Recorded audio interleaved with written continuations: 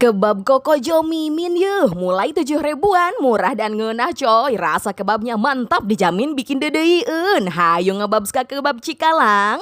Kebab lokal asli Tasik paling ngeunah yeuh. Udah punya beberapa cabang, kali ini Mimin mampir ke pusatnya di Cikalang. Lagi ada promo heboh sampai 30 Juni. Bayar 16.000 bisa dapat 2 kebab dan 1 es teh. Dijamin murce gak akan bikin dompet jebol. Ada ukuran reguler dan jumbo. Yang jumbo beneran badak coy. Dagingnya bisa pilih beef atau chicken. Favorit mah yang full beef, bener-bener daging napol. Pakai tambahan saus keju atau moza jadi lebih nikmat.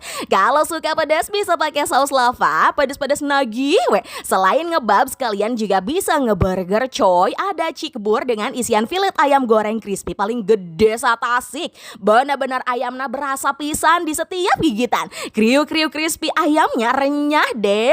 Ada beef burger juga nih dengan patty yang empuk dan juicy. Dijamin anak-anak pasti suka. Jangan lupa pesan chicken cekcok saus lavanya.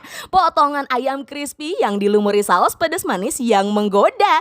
Bisa jadi buat cemilan atau buat jadi lauk temen nasi ya. Hayu aja rajan kadari ya.